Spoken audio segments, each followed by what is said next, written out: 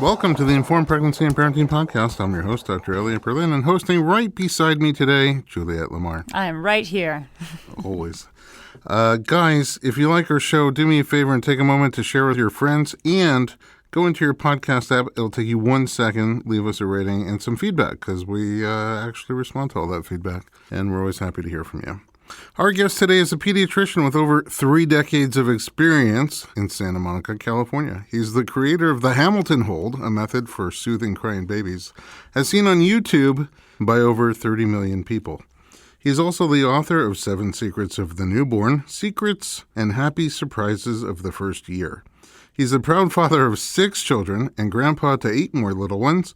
He lives right here in Santa Monica, California with his high school sweetheart, Leslie, to whom he has been married for a brief 45 years.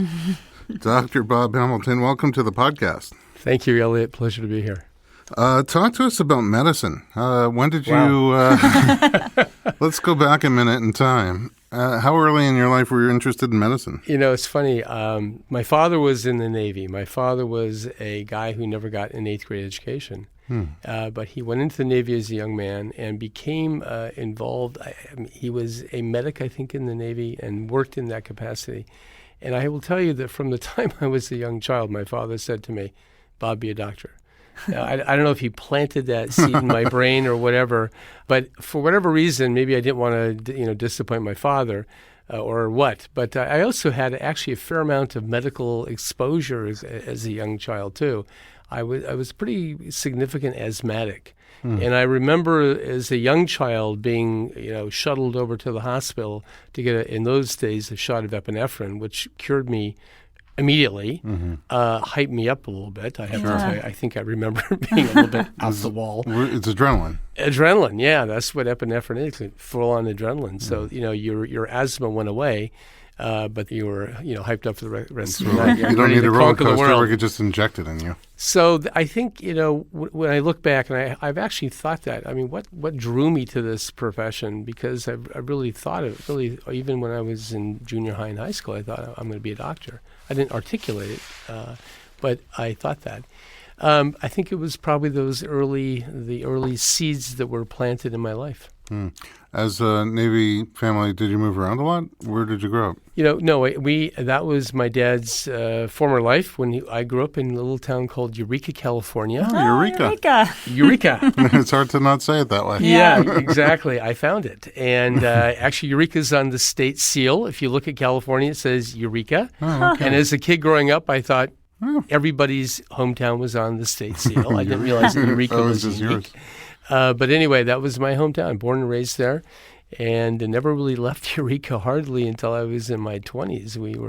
My dad was a mill worker and had a family of 5, and we were, our idea of a vacation was driving 2 hours to, a motel and then jump in a swimming pool. Yeah. So pretty humble beginning. I think a lot of people grew up that way.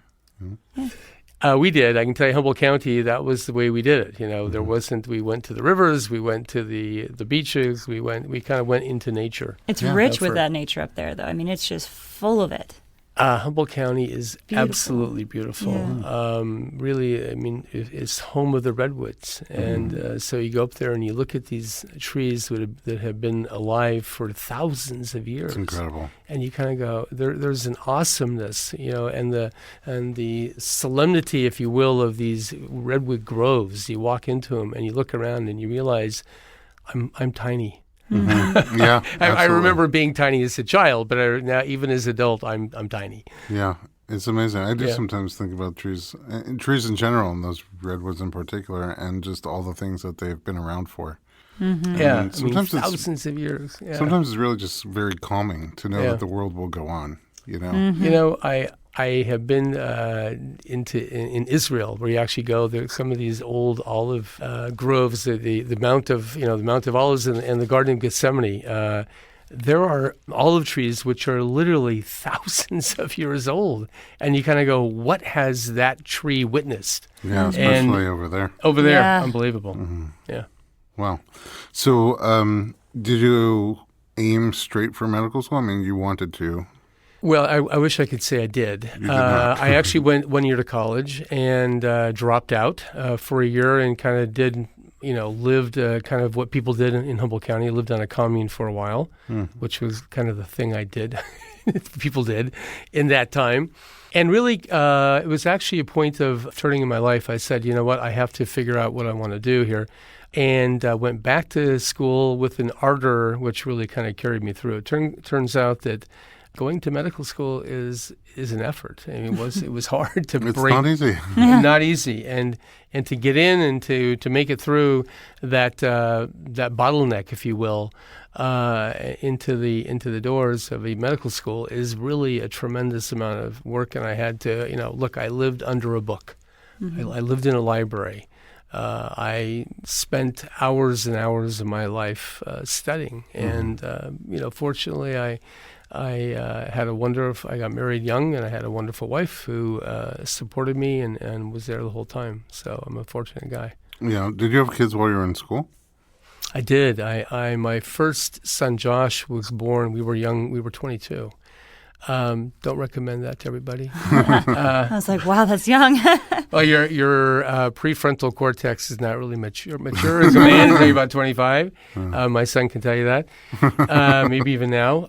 But anyway, that being said, I was a senior in Davis. I graduated from UC Davis, and I remember having Josh, and the exhilaration of having a baby is unbelievable. I will tell your audience that I actually heard your previous guests on your show. I listened in a little bit, and the incredible exhilaration, the joy, the fullness. I mean, I will tell you that I wept when Josh was born. I get emotional now thinking about it, but the joy of that moment, blew me away. And then, and shortly, that was in September, I went back to my senior year.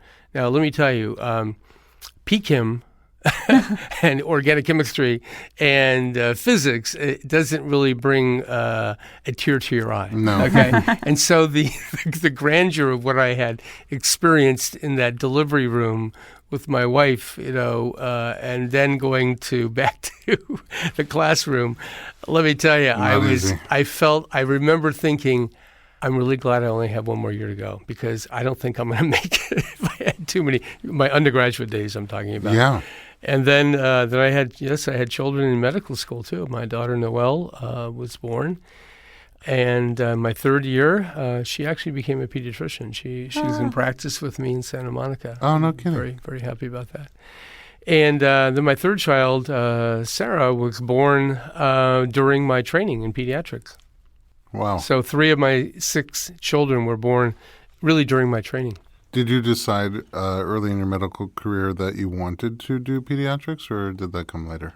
Came a little bit later. I really, I think it was really a function, Elliot, of the fact that, I knew children. I was one of the very few people in my medical school class to actually have children. There were a handful of us, but we were rare. And when I got into my pediatric rotation, I did it over here. I went to medical school at UCLA. So I did my pediatric rotation at Cedars. And I remember being there and feeling like I belong. I know what a child is. I can pick up a child. And the confidence that I had at that point, 2 children, of picking up a child and dealing with them and handling them, people would look at me and go, wow, you really know children. I go, yeah, I kind of do. I have a couple of them in my home. I do this when I go home too. You live with them. Yes. So then after you finish, what's the structure? You do basic 4 years of medical school? Yes. You get your undergraduate degree, which I did from Davis. I got it in biochemistry. And then I came to UCLA in medical school, was one of, I think our class was about 150 Oh, wow. Students. And then you do 4 years of medical school. At that point, you graduate with a medical degree, MD. And you can do nothing. Right. You do nothing. You have this degree. You can pay debt. You can pay your debt, and you can hang it on the wall. But you have to do, in California, you have to do an internship. Okay. So at that, really, it is during your 4th year that third and fourth year, you're beginning to make a decision about what avenue you want to go in. Do you want to do internal medicine, pediatrics, OBGYN? There's a number of different radiology, surgery, a whole bunch of different avenues that, of course, you can go into. And looking back, I really think that when I did my pediatric rotation, I loved it. I loved it. I love the idea of working with children. You, by definition, are working with young mothers and fathers who are hopeful people. They're people who are having children. They're people who are, by definition, if you have a child, you're thrusting yourself into another generation. Mm-hmm. And to do that, albeit some people, it happens without much forethought, I understand. Mm-hmm. But for people who are intentional, which we hope that most people are, this is a big deal. But that means, by definition, they're moving into they're moving forward in their life, and it's wonderful to be around those kind of people. Do you think that you would have gone into pediatrics if you had not had children of your own? It's a very good question. I kind of think that maybe I would have gone into like family practice because I am a little bit of a jack of all trade. I like to know a lot about a lot, and I think that would have been more of my destiny, to be honest with you. I hearken from a small town, and we don't have a lot of specialists. We have the people who took care of me. Yeah, exactly. They were family physicians. Mm-hmm. I mean, that seems like a narrowing field, the family physician. I know one here, but mostly people just love to go to specialists. I think that family practice in a big urban area like this is really tough because there are people, in this town who are specialists in everything. And so you can really go to people who really are the experts in their field. But I will tell you that in the real world, out there in rural America, family practitioners are wonderful, wonderful people. Yeah. And I know many of them here who I refer to in Los Angeles as well, who are highly skilled. They're not doing everything anymore. I don't think they're doing as much OBGYN. Yeah. Maybe they're beginning to really kind of specialize within their world of family practice, but the avenues that they have and the value, my gosh, they're valuable people. We have an episode on family medicine, and it's just interesting. Bring that up, Yeah, Dr. Stephanie Connolly, and it's just it's interesting because she's sort of like the general contractor of the medical people in your life. Mm-hmm. So I think what happens when you run from specialist to specialist is you sometimes don't have that glue holding it all together, looking at all the moving pieces and orchestrating that. No, Stephanie is a friend of mine, and I will tell you I refer people to Stephanie, and she's great. And you know what? You're right, Elliot. I think that there's that sense of who's really following, who's really knowing who I really am, because you're going from one to another.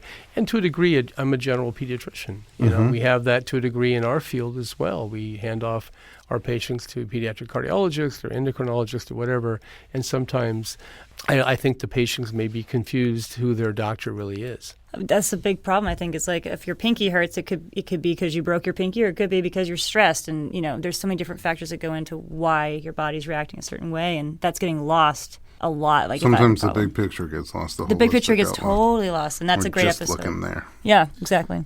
Medicine changes pretty quickly from day to day, week to week, month to month. You've been in it for a minute. How has pediatrics changed during the time that you've been practicing? Great question. And I think that I think the most important things are, number one, I think we have to say that the vaccinations have really radically changed. I think the number of vaccinations, I know for a fact that this is really increased by a huge number. A little bit overwhelming, I have to say, to my patients, because things like, for example, chickenpox. When we were kids, when I was a kid, I will speak for myself, I had chickenpox. We all did. We had measles. We had mumps. We had all this stuff. And that was kind of the rite of passage. And we don't have that anymore. We have a vaccination against chickenpox. We actually have, and chickenpox is only one example. We have vaccinations now against a bacteria, nobody knows about it, but called Haemophilus influenza type B, HIB. Hib. The Hib, that's right. And the Hib was not there when I began my medical career. And I will tell you that sadly, we would, when we were on call, kids would come into the emergency room, high fevers, very, very sick. We would do a lumbar puncture. It would come out pus, purulent, horrible CSF, spinal fluid. And that child had HIV, meningitis, a common, occurrence in young children at that point in time. We saved them. We were able to give them antibiotics and kind of pull them back from the edge. But many of these children went home blind or neurologically impaired or hearing loss. This is a tragic thing that happened, I will tell you, not infrequently in this city, in Los Angeles. Mm-hmm. And so we have a Hib vaccination now. And I will tell you, Elliot, that has radically changed. I have not seen a kid with HIV meningitis really for 20, 25 years now. That's great news. Huge. This is a major breakthrough. And so, vaccinations, listen, there are people out there who feel that they're not good or whatever, they're confused by them. I have to tell you, I stand unashamedly and foursquare behind the idea that vaccinations are progress, as much progress as when we look at our cell phones, we the miracle of our cell phones. Well, that technology that has gone on into cell phones, medicine has been on the forefront of technology too. You have to realize that, thank God, we live in 2019 and not, 1919, okay? There was a flu that just ravished the world in 1918, 1919 that knocked off millions and tens of millions of people around the world, the Spanish flu. And the reality is that kind of stuff doesn't happen in our world today. Mm-hmm. Anyway, that's been in my lifetime, Elliot, and I think that has been a tremendously, positive, powerful thing. Look, other things have happened in the world. I think there's a lot more anxiety in raising children, which is one reason why I ended up writing a book. We'll talk about that later. But really, the amount of anxiety that people feel about raising children. In the old days, people had kids. Okay, and the parents, go, okay, you're on your own. Go, I remember as a child. Now, I just may date myself, but I remember as a kid, literally 5, 6, 7 years of age. I mean, leaving my home for hours at a time and walking around the neighborhood with no GPS tracker. No, my mother. We were blocks away from my mother. We were playing with kids. We were doing crazy things. We were in the woods, This was Humboldt County, of course. But I'm telling you, it was a great life. Mm-hmm. What do you think is causing the change of anxiety? Because it's not just in cities. I can see how, you grew up in Eureka. It's a much more community-driven place with nature, not necessarily safer, but at least no one's going to kidnap you as easily. But it's a change that we see everywhere. Why do you think this anxiety is being risen? I think the culture is in the culture. I can't explain it. I will tell you one thing. This is a kind of random, maybe off topic here, but a month ago, I was actually in the Golan Heights in Israel. And I happened to be with friends of mine, a beautiful family here from Los Angeles who went Aliyah, which means they went up or they meant they moved to Israel. Okay? All right. So anyway, I had promised to visit them for many years, and we did. And I will tell you that we got there, and the place was unbelievable. It's a beautiful little, they call it a moshav, okay, which is like a little settlement out in the middle of nowhere. On the border of Syria, by the way, we walked over and looked at the wall between Syria and Israel. It's amazing, and there were kids everywhere. They were running around. I kind of go, and it took me back to my childhood. I thought, wow, we don't see this. I think to a degree the culture, the way we live. Now, listen, a moshav in Israel is kind of like the shtetl in Eastern Poland or something. It's like a little communities that we lived in. Think about L.A. Think about how we live. Think about we live in these homes which are kind of far away from each other. We got to drive places to visit our friends.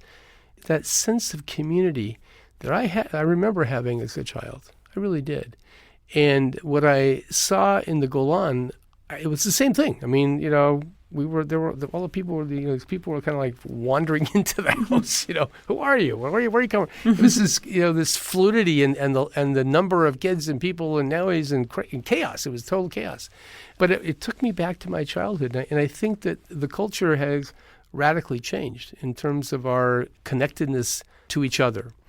And whether that is spawning anxiety, I don't know. I think people are anxious, all over the world all the time, to be honest with you. But that sense of delight and community that I felt over there, I have to tell you, Elliot, it was like a flashback. It's kind of interesting, too, because at the same time, there's civil war going on right over the hill that you can sometimes hear and see with, tanks going by and helicopters flying over, and the kids are still playing outdoors with less anxiety. But I think the community issue, the information overload, the constant dramatization of whatever's happening in the world. That's what I was saying about the redwoods. Like you watch cable news, and I was at somebody's house doing a home visit one time, and they were watching cable news, and every story that came on had the dramatic bum bum bum and special alert. The world is coming to an end. And then I noticed something. I was like, the first commercial that came on was for like a waffle place. And then the second commercial came on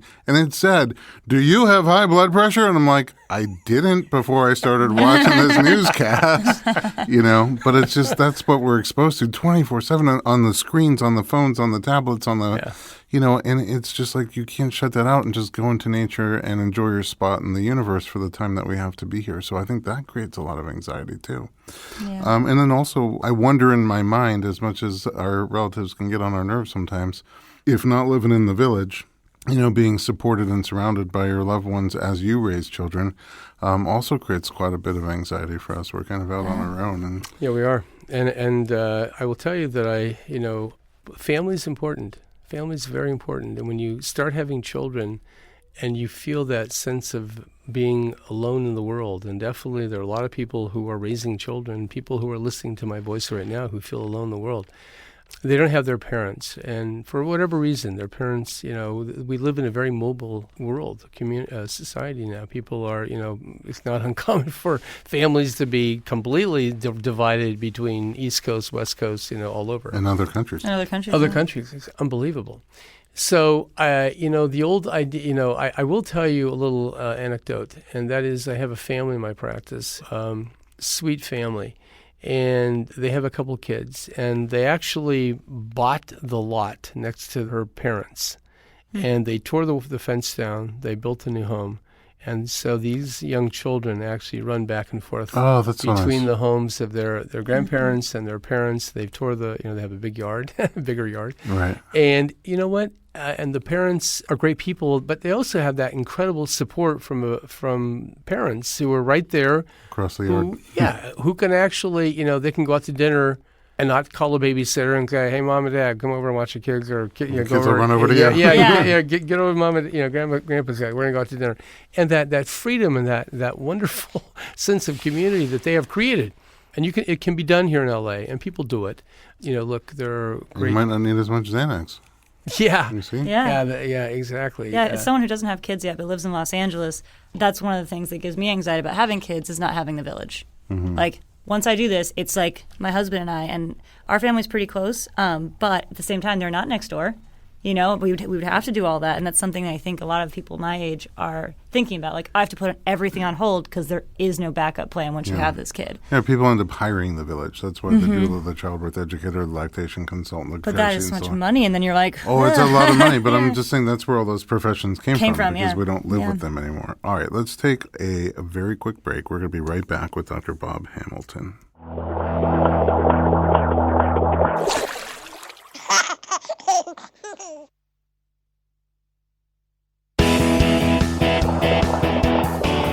Welcome back to the Informed Pregnancy Podcast. We're talking about Dr. Bob Hamilton. I want to talk about the Hamilton Hold, and I want to talk about your awesome new book, 7 Secrets of the Newborn. But before we get there, give me some practical tips. Someone who's about to have a kid looking for a pediatrician, what are some of the things that you look for in that interview? It's a very good question. And what you do, and you should interview the pediatricians, and most pediatricians in the west side of Los Angeles actually do make that available for people to come into their office and check it out and meet them and talk to them. What you should look for someone that you kind of resonate with. You kind of have a conversation, and I think that most people get a feeling for other people when they talk to them, eyeball to eyeball, and that is important. You should find a pediatrician who's there. You can find people who are highly regarded or well-known or even famous, but do they actually do the job? And what I mean by that is that there are people who are, all over the world doing different things, lectures and whatever, and they're well-known, but are they really actually in the office doing the work? That's actually important. Definitely availability. Are the pediatricians there? What are their hours? Are they? I actually believe that weekends are important too, because kids don't know what day of the week it is. So really? Are they actually They there? don't not get sick on Saturday and Sunday? Don't. Oh. They're not born on that time either. They're actually born, usually at the wrong time. But and the other thing too, I think that people need to be available. If they're not in the building, they need to be available by telephone. Accessible. Accessible. That's important. Certainly, you want to find someone who is current medically, that they're, and you can ask them. People ask me all the time, do you go to conferences? Do you read books? Do you, and that is a legitimate question to ask your doctor. Well, like we said earlier, medicine changes fairly quickly. All the time, literally. So those are the important things. And to really, if you really want to choose, and I say this with a little bit of trepidation, but if you can also do this, call the head nurse of the hospital in labor and delivery and in the nursery at your local hospital, wherever you are, people, and say, who do you guys recommend over there? That's a real gem of a tip. And they'll go, well, and not one person, but maybe two, maybe three names. Call the night shift, call the day shift, call a couple hospitals. There will be names that will pop up again and again. Yeah. Go talk to them, because the truth be told, people can BS you. We all know that. Yeah. And you mean not everything I read on Google is? Yeah, you can Spoiler get alert. a bad Yelp review or whatever. But the point is that these are people who work with the doctors day in, day out. They know them. They know how they practice. They know their temperament, and they will tell you the truth. Are there things that people freak out about? New parents, because when my firstborn was born, my son came out. After he came out, there was the placenta came out maybe 10 minutes later, and I kept waiting. I thought there was going to be like an owner's manual and maybe like a 100% money back guarantee. None of that came out. So it's sort of like... It didn't come out of your wife, you mean? You're Yeah. waiting Yeah. for, well, okay, It came out of no okay. place. No place. Nowhere, okay. No matter where I looked, high and low. That's funny. So you sort of kind of, on your own for a little bit, and you have this human life to take care of, and they don't talk, they yell at you, but it's, it's kind of like you're not sure what to do a lot of the time. Are there things that parents sometimes get really nervous about and call in the middle of the night that really aren't that concerning, or vice versa? Something like, hey, if you see this, you should really reach out. People get nervous about a lot of things. And my rule about reaching out to me is a very simple rule, because you have to give the parent the benefit of the doubt. And my rule is this: if you're worried, you call. Mm-hmm. Period. I have no corollary. You must get a lot of calls. Well, I do have one secondary rule, which is, if you're not worried, don't call. Okay, fair enough. And so the reality is that parents, they don't know, but the learning curve is quite steep. And young people who have children, they go, what? They don't know what they're doing. Even if they're a doctor or whatever, whoever they are, they don't know, because having a child is so intense. That is when you need a mother or a doula or somebody to kind of step in and help you. And those people, if they're in your life, you're fortunate, believe me. But no, people get worried about a lot of things. I mean, how many bowel movements their kid had that day. How temperature is a big issue. How much they're sleeping. How much they're whatever they're doing. I will tell you that there are. People, they don't have that plumb line yet set up in their life. In other words, I tell people after a while, there's a plumb line of normalcy in every child. And mothers will figure it out very quickly, very quickly. And fathers by the time they're in college. Fathers, fathers have a different job. They have a different job. Hunt and gather. And you know exactly what I mean. Anyway, if you're worried, you call the doctor. Yeah. I do think that we all have sort of like a deep instinctual voice. It's a quiet little voice that kind of tells you everything's okay or everything's not okay. But our brains are so clouded with information that we don't often hear that voice. And so that's why I think we get nervous more often than we probably need to. And then sure, better be safe than sorry. But it's true, having 4 kids, so over time I even become in tune with that plumb line. I mean, I was a EMT before I became a chiropractor, and so I generally stay pretty calm in pretty intense situations and have a pretty good feel for when things are okay versus not okay, just street smart kind of feel. Right. But when I had my own kids, it took a minute, even though I have that training. It took a minute to trust it. And so, and by a minute, I mean like 12 years. So yeah, no, I have walked into emergency rooms at 2:00 in the morning with my own child as a pediatrician. I'm talking about I'm on staff at this hospital and say, my baby has a fever. Would you please look at him? Yeah. And they look at me and they go, Hamilton, you're the pediatrician. I know that, but please look at my child. It's hard to doctor your own family. Yeah. It's really hard to separate yourself. All right, so let's talk about YouTube. When you started pediatrics, there was no YouTube. There was not even MySpace. So was there dial-up? There probably wasn't dial-up. So you end up on YouTube, and you've taken this screaming baby, and you hold the baby in a pretty unique way, right? And the baby is all of a sudden very quiet and happy. I almost felt like I wish sometimes at nighttime when I'm trying to fall asleep, I wish I was small enough for Dr. Bob to hold me like that. That's my next video, Elliot. It's coming. I just have to kind of work on it. After you try holding me like that, I will fix your back. Yeah, I mean, how did you even get to put it on YouTube? Like, how did that First of all, is that a hold that you've just developed over time that you... Here's what happened. As a pediatrician, you make babies cry, okay? You look at them and the oddness of, a cold stethoscope and, feeling them and everything, they all cry.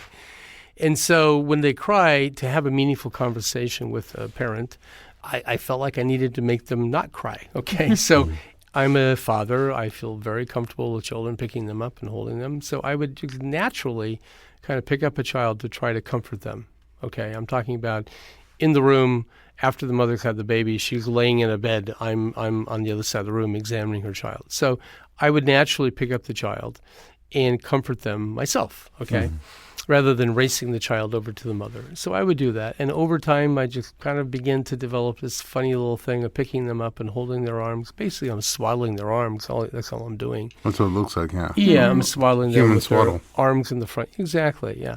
And I hold them at that 45-degree angle so they don't fall out of my hands. And I grab their little bottom and shake it up.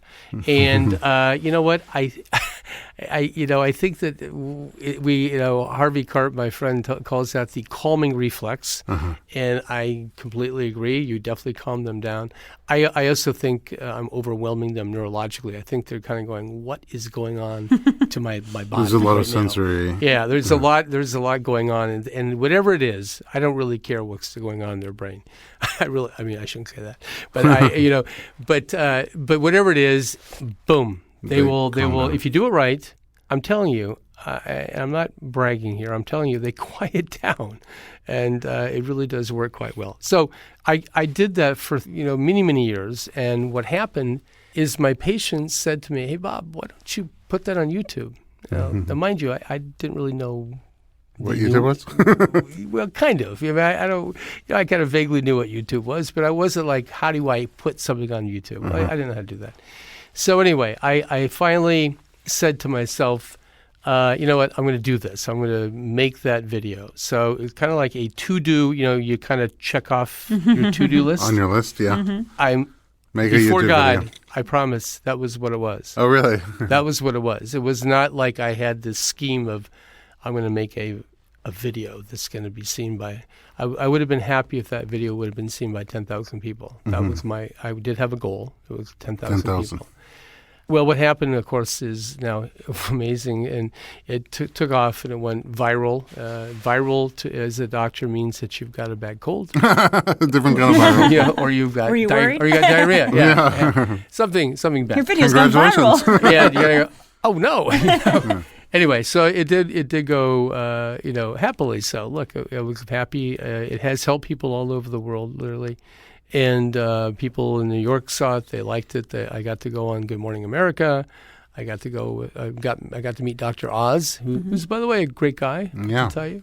And Fox and Friends invited me on. I got to do the whole thing, and it was a lot of fun. And in the aftermath of that, then St. Martin's Press, also in New York, came up to me and said, "Would you like to write a book?" And I thought about it, and I thought, well, let me think. What can I write a book about? And of course, what I know best is children. And so I came back to him and said, you know what? I've been in practice for 30 years. I do have something to say to the community about babies. And so we made a deal, and it took me 2.5 years to write it. I hired a ghostwriter to help me, Sally Collins, who's a phenomenal lady. And we worked together for a couple of years, and last September it was published. And it's like you had a baby. Yeah, I was going to say, congratulations. with an elephant gestation of 2.5 years. Yeah, that's what it kind of felt like, too, let me tell you. What are some of the key things that we would find in your book? My book is kind of good old-fashioned common sense. I will tell you the thesis of my book is not necessarily in the title. My thesis is this: children are wonderful. They're great. Don't miss out. You're going to fall in love. It'll change your life. Have fun with them. But I am concerned about people missing out on children. I mean that because the number of babies who are being born in our culture right now is actually at the lowest ever in California history. I think you know that probably. This is real. And I have women who come into me in their mid-30s having their first child, and they look at me and I talk to my patients. How do you feel about being a mother? And they look at me and with tears in their eyes say, why didn't anyone tell me? Why are not people talking about babies? And I go, what do you mean? And they go, I'm so happy. I'm so overwhelmed. This is incredible. Why is our culture not telling people to have babies? And I, I've had more than one conversation like that. And I looked at these moms and said, you know what? I thought to myself, I'm going to be the one to tell them. I'm going to be the one to go out and tell people. So really, my book is a pro-child book, if you will. It's you know what, kids are great, and don't miss out. We need them in the culture, and they radically change you. They change you from the inside out. They actually enlarge who you are in so many ways. First of all, they humble you. Because they're not overwhelmed by who you are, your degrees, or anything about you. They just want what they want, and so you learn to be empathetic. You learn a lot being a parent. So anyway, that's kind of the essence of my book. There are a lot of practical things there. I tell people, don't buy a bunch of stuff in the first month of life. Mm-hmm. Please don't buy any clothes for your 1-week-old baby because they'll outgrow them in 1 week. Another week. You don't need a whole lot. The first month should be what I call a skin-to-skin extravaganza. It should be a time to embrace your child and love your child and look at them and tell them they're great and hold them and caress them and you just enjoy the wonder of life. Mm-hmm. It's a book, as I went through the book a little bit, it's a book that I think is really great to read before the baby arrives. Mm-hmm. As sort of, because I think when the baby comes, it's kind of like part 4 to the chiropractic boards. I don't know how the medical boards are, but the earlier parts of the chiropractic boards are pen and paper tests, right? But part 4 is a practicum. So you actually go from room to room where they have actors as patients, and you're given all sorts of labs and x-rays and imaging. And you're supposed to put together a clinical case and make clinical diagnoses, decision-making, differential diagnoses, and set up treatments and things like that. It's a kind of test you've never taken before in your whole life. And so I never did board review for any of the earlier parts of the board exam. But for part 4, I felt like I needed to do a board review because I just was having these dreams of like, I don't understand how this test works even. I don't understand what I'm going to do when I get there, the mechanics of the test. And when I did board review and I explained how it all works, then the data wasn't a problem for me. I went in and I did the boards. But I guess my nightmare was that I'm going to show up to this big test and not have any idea, right?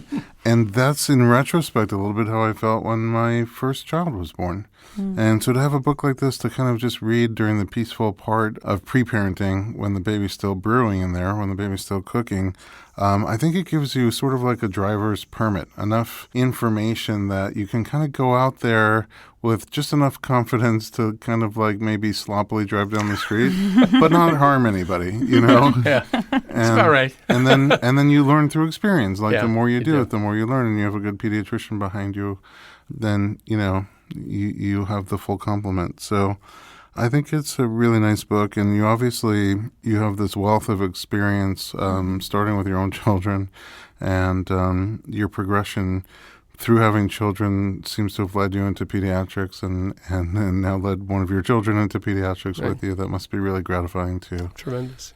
And eight. I don't forget 8 grandchildren too. 8 grandchildren. 8 grandchildren, and 9 on the way. Oh wow! Oh wow! Yeah.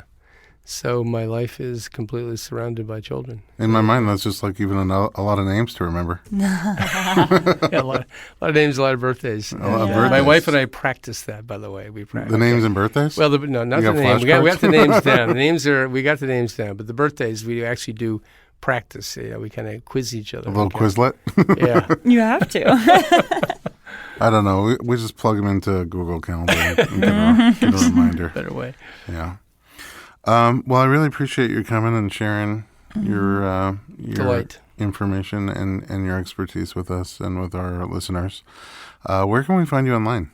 I'm online at roberthamiltonmd.com and also 7secretsofthenewborn.com. And all over YouTube. And on YouTube, yes. Yeah, go YouTube. Thanks for joining us, Dr. Bob and Juliet. Thanks for being here with me. Yep.